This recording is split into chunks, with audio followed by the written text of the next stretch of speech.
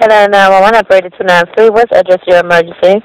North Highland Avenue. I think there's someone breaking into a car in our back parking lot. Okay, 3636 on scene. Walking around to the back. 3636 for Fight 1. Shots fired! Shots fired!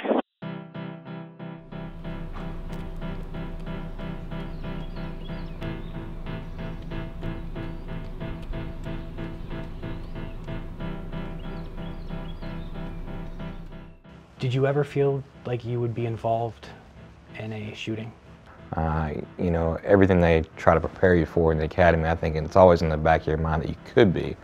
You know, it's as far as actually believing that you will. Yeah, I guess it's a different thing. You try to prepare yourself for it and think, okay, I could be ready. But you know, I don't think it's one of those things that you can say, oh, I'm definitely going to be in that situation.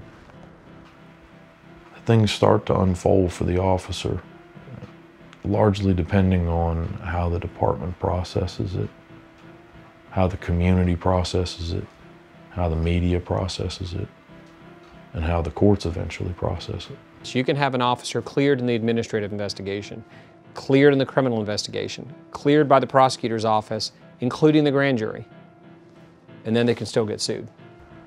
And you were cleared by the grand jury? To my knowledge, yes. To your knowledge? To this day, I haven't received any exact word. I've heard just from other people that were involved that were called as witnesses.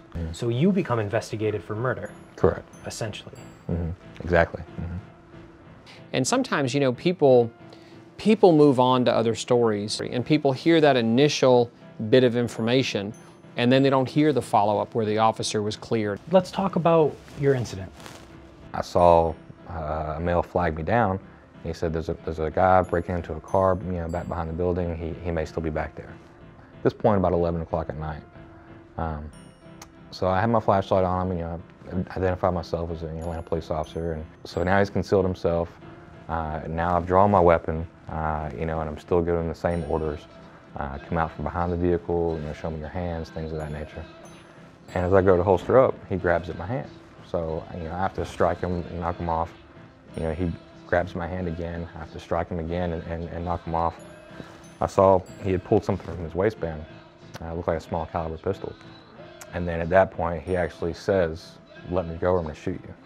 And it becomes a very different set of circumstances than standing on a level field and shooting at a piece of paper. At that point, I'm still giving him verbal commands, stop fighting, drop the weapon. I didn't have any more time, so I twisted my hand, you know, and pulled as hard as I could, broke my hand free, and that's when I began firing. I'm Detective David Canop. I've been on for almost 8 years. I'm a son, a brother, and a husband. And in September 2012, I had to use deadly force to defend my life.